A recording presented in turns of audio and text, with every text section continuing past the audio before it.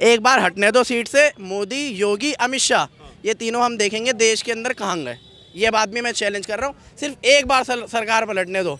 2024 में पलटे, 2024 में पलटे, कोई से भी इसमें पलटे, सरकार पलटने के बाद ये तीनों देखेंगे हम भी कहाँ जाएंगे कहाँ नहीं जाएंगे। बस सरकार पलटनी तो चाहिए ना, पहली बात तो ये है सरकार पलटनी चाहिए ना। सरकार पलटने के अभी तो अगले 5-7 साल तो कोई चांस नहीं है। पहली बात देखो, 60 साल कांग्रेस को दिए थे, उसका रिजल्ट और 7 साल की बीजेपी का रिजल्ट आपके सामने ही है। चाइना वाला आके 56 इंच का छाते में घुस गया।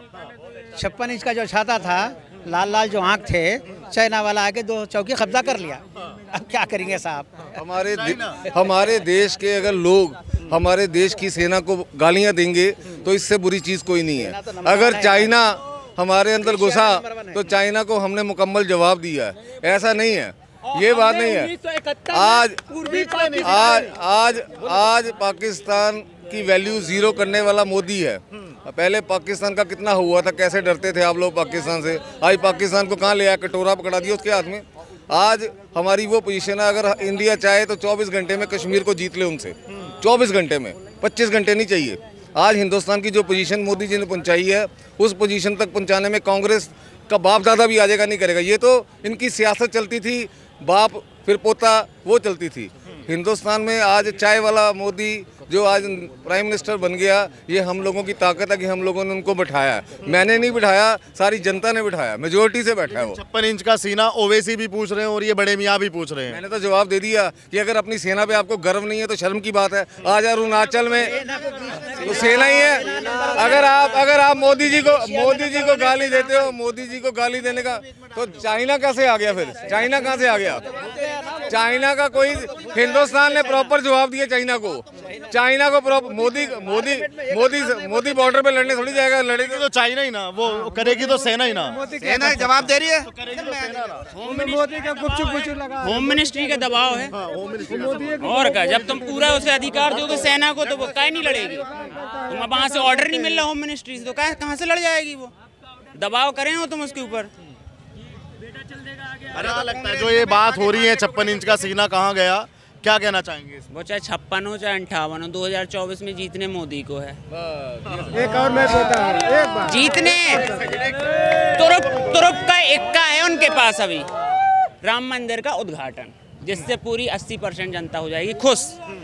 भाड़ में जाए सारे GST, बेरोजगारी और तुम्हारे सारे मुद्दे, एक तरफा बनेगी सरकार पूरे बहुमत से। बहुमत से सरकार पूरा कोई नहीं रोकेगा। लेकिन राम मंदिर किस को प्रभावित करेगा? राम मंदिर पूरे देश एक को, कम्युनिटी, पूरी हिंदू कम्युनिटी। थोड़ा मोड़ा दलित छोड़ दो आप, बस दलितों को बस ज्यादा मतलब नहीं रहता, बाकी हिंदू कम्युनिटी को पूरे का मतलब है। बाकी जो अपर कास्ट है वो ज्यादातर रईस है, उन्हें फर्क नहीं पड़ता तुम्हें बेरोजगारी से किसी चीज से। सब सेठ बने बैठे, अपर कास्ट ज्यादातर 90%। मैं खुद बुंदेलखंड से हूँ, जहाँ पे अपर कास्ट 90% पूरी सेठ बनी बैठी। नौकरियों में देख लो आप, दुकानों में देख लो, बिजनेस में देख लो, सारी अपर कास्ट। बस दलित है उसका वोट कट जाता यहाँ से वहाँ से। अब गुजरात में क्या हुआ, 13% जो वोट कटा वो कांग्रेस का, तो ही केजरीवाल ने काटा। ऐसी तो राहुल गांधी, जो आप ये राम मंदिर की बात कर रहे हैं, जब राहुल गांधी मध्य प्रदेश में महाकाल कॉरिडोर में बैठकर मंत्रों का जाप करते हैं भगवा डालकर, तो क्या उसका फर्क भी हिंदू कम्युनिटी पे फिर तो पड़ेगा? कुछ नहीं पड़ेगा, घंटा फर्क नहीं पड़ेगा। पूरे हिंदू मान चुके वो एक चूतिया आदमी है तो है बस। उसे तो मुसलमान घोषित कर दिया, पूरी पार्टी को मुसलमान घोषित कर दिया। ऐसा क्यों? मान ही लिया उनने, बेचारा कुछ कर लें, ऊपर चढ़ के भी लाल किले के ऊपर कह देंगे कि हम भैया हिंदू हैं तो नहीं मानेंगे। वो ब्राह्मण है वो तो यार, लेकिन नहीं, बीजेपी में हो या RSS में हो तभी तुम हिंदू हो, ब्राह्मण हो, वरना तुम कुछ नहीं हो। अभी जो वो आर्मी के जवान जो खड़े थे, पहले पंडित जी जो खड़े थे, वो नेहरू जी पे कुछ वो सुना रहे थे पोयम अपना, तो वो बता रहे थे कि गांधी जी गुजरात के थे, तो राहुल गांधी को लेकर मोदी जी साथ में क्यों नहीं चलते? उन्हें जरूरत क्या है राहुल गांधी की? उन्हें क्या जरूरत है? 303 सांसद लेके बैठे, उन्हें पूरी कांग्रेस को मिटा के रख दिया, हजारों करोड़ रुपए लगाया मीडिया के ऊपर कि भैया कांग्रेस को खत्म करो पूरे देश से। वो तो अपना लेके चल रहे हैं। हिमाचल प्रदेश 70 लाख की आबादी वहाँ से उनने देख लिया था कि तुम हिमाचल ले लो, तुम बीएमसी ले लो। ये बी है इनकी टीम, बीजेपी की बी टीम है, बी टीम उन्हीं की बी, एमसीडी बी टीम है। अब का है आगे जाके लोग छिड़क जाएंगे एकदम कट्टरवाद से, तो इनने अपनी सेकंड टीम तैयार कर ली जो सारे लोगों को लेके चलेगी। आपको क्या लगता है भाई, हिमाचल में हिंदू नहीं रहते क्या? भाई साहब कह रहे हैं ज्यादा परसेंटेज में हिंदू रहते हैं। हाँ, तो फिर हिमाचल के अंदर बीजेपी कैसे हार गई?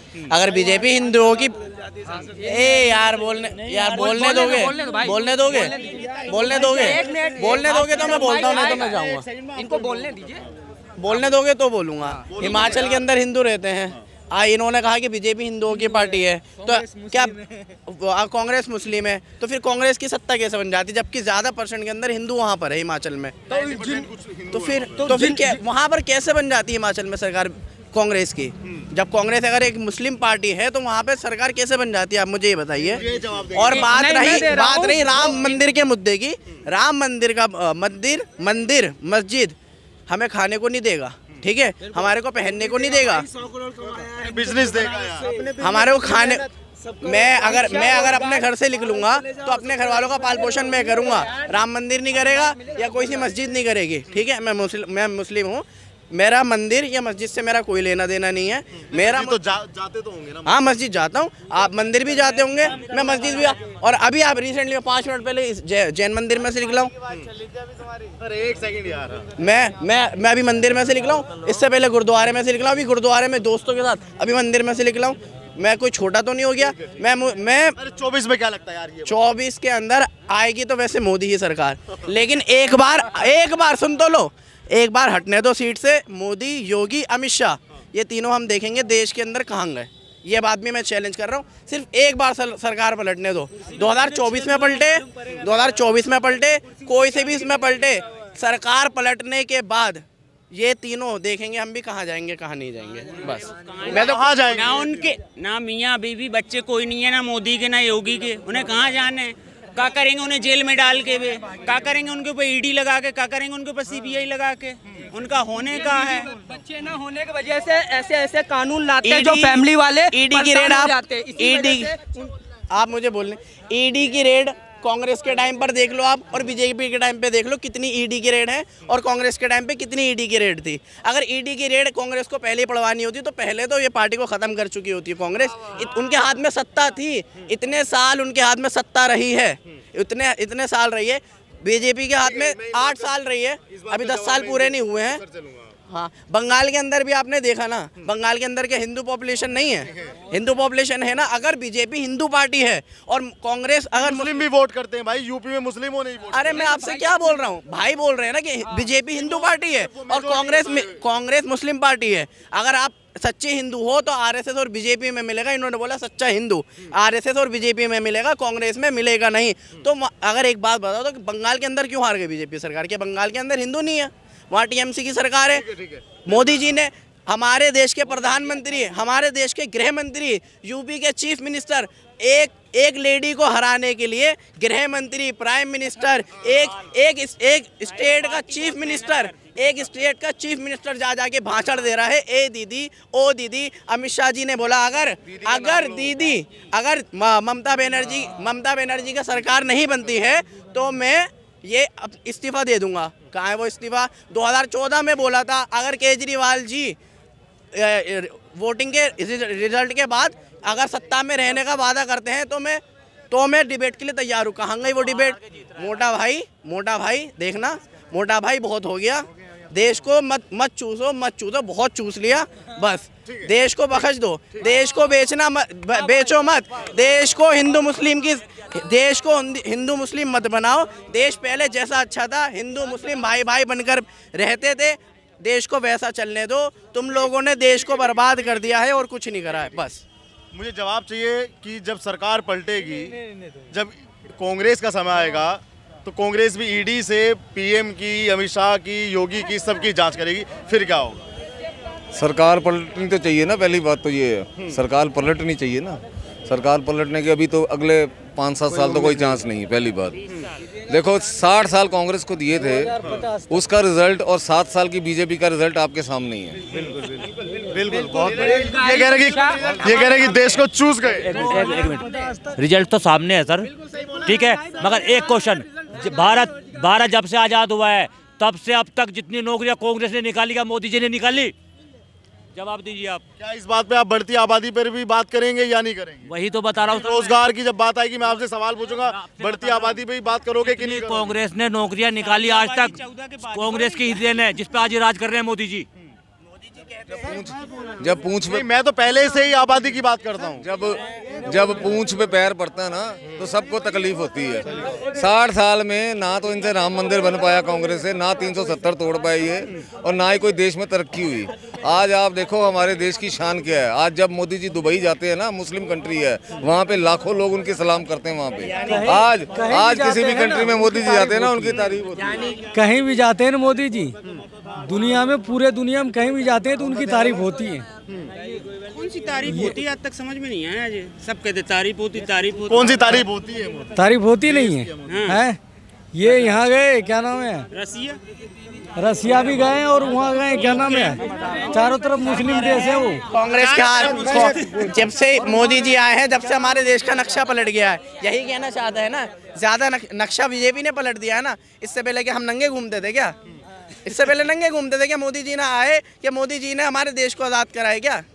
बताओ। नहीं, देश तो पहले से ही। तो बस हम सेकुलर थे, सेकुलर हैं, लेकिन बीजेपी जब तक रहेगी बीजेपी, हम सेकुलर नहीं हो सकते। ठीक है, ये इन्होंने ऐसा माइंडसेट डाल दिया है लोगों के अंदर कि मुस्लिम को बोलते हैं कि हिंदू तुम्हारा विरोधी है, और हिंदू को बोलते हैं कि मुस्लिम तुम्हारा विरोधी है। और असल में सबसे बड़े हिंदू विरोधी ये बीजेपी पार्टी ही है। जनता अपने कंट्रोल नहीं कर रहा है। इतना बच्चा पैदा कर रहा है, इतना बच्चा पैदा करने से आबादी ज़्यादा हो गया है। मोदी क्या करे? महंगाई भी बढ़ रहा है, इतना महंगाई बढ़ रहा है क्योंकि आबादी इतना, देखिए पहले हम नान से रहे, कितना आबादी रहे, कितना एक जना 6-6 बच्चे, 5-5 बच्चे। एक काम कानून की बात, कानून कितने बच्चे हैं? मेरा तो मैं 1-2 ही बच्चे ऑपरेशन करा दिया हूँ। आपने झूठ बोला है। नहीं, आपकी यहाँ से बात पता लगी, आपने झूठ बोला। नहीं, 2 ही लड़का ऑपरेशन कर दिए। इनके अगर 2 बच्चे होते ना, फटाक मुंह से इन्होंने बोली है। ओवैसी को मैं नहीं मानता कि वो एक, मैं तो उसको मुसलमान भी नहीं मानता, वो इन्हीं का आदमी है। मेरी नज़र में तो ओवैसी से बड़ा दलाल कोई नहीं है। ठीक है ना, सच बोल रहा हूँ मैं आपको, इफेक्ट बोल रहा हूँ। ये ओवैसी क्या करता है, भड़काता है, मुस्लिम को बोलता है कि तुम्हारी जगह नहीं है हिंदुस्तान में, तुम्हारे जैसे कुत्ते जैसा बर्ताव करा जाता है। नहीं करा जाता हमारे जैसा। हमारे को ऐसा नहीं है कि हमारे देश के अंदर हमारे को क्या जनसंख्या के अंदर हमें गिना नहीं जाता, गिना जाता है। हम मुस्लिम हैं, मुस्लिम शहीदों की लिस्ट में भी ऊपर थे और हिंदुस्तान के योगदान में भी ऊपर ही रहेंगे। ठीक है ना, बस।